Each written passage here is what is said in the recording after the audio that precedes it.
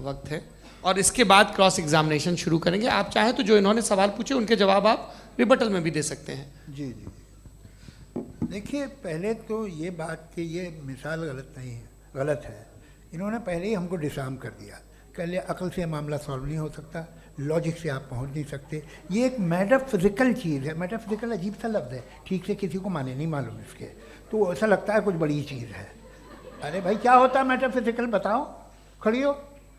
ये एक लफ्ज़ है जो कहीं भी इस्तेमाल हो जाता है।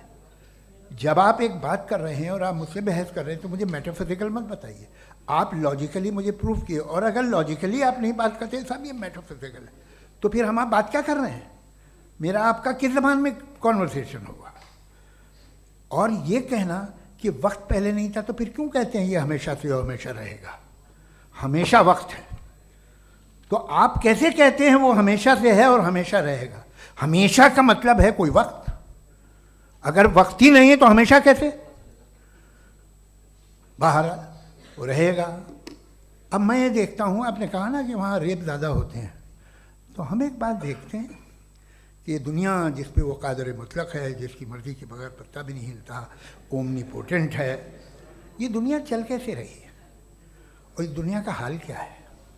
45,000 बच्चे जो 10 साल की उम्र से कम थे वो गाजा में मरे।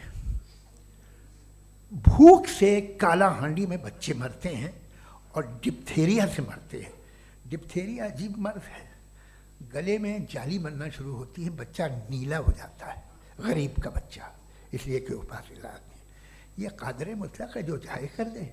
इससे आप दुआएं मांगते हैं हमारी ये काम कर दे वो कर दे, तो इसका मतलब डे टू डे लाइफ में वो इंटरफेयर करता है और ये देख रहा है वो।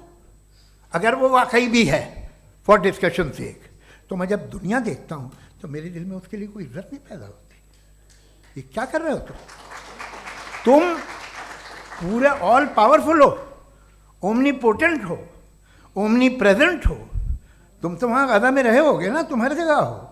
तुम देख रहे थे कि बच्चे की कैसे धज्जियाँ उड़ रही, तुम देख रहे थे और तुम चाहते हो मैं तुम्हारी परस्तिश करूँगा, तुम हो भी। अरे यार, इसके अच्छे तो हमारे चीफ प्राइम मिनिस्टर हैं, कुछ तो ख्याल करते हैं। कमाल है, आप किसकी इबादत कर रहे हैं?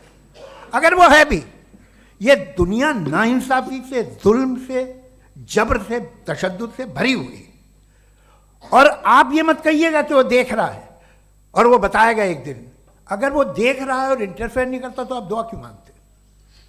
आप कहते हैं मेरा ये काम करा दे, इसके मतलब है वो दखल दे सकता है, वो आपको नौकरी दिलवा सकता है, भले दूसरे आदमी को ना मिले, मगर आपका काम कर देगा चूंकि आपने दुआ मांगी है। तो जब वो आपको नौकरी दिला सकता है, लड़की की शादी कर सकता है, बेटे को ग्रीन कार्ड दिलवा सकता है, तो कम से कम ये जो मर रहे हैं बच्चे, इनको रोक दे, कुछ तो करे। मुझे तो दुनिया में, इस दुनिया का कोई मालिक है, इसका ओमनीपोटेंट कोई रूलर है, और ये दुनिया ऐसी चल रही है। मैं तो चाहूँगा कि भाई ना हो, अगर हो तो बड़ी शर्मिंदगी की बात है। शुक्रिया।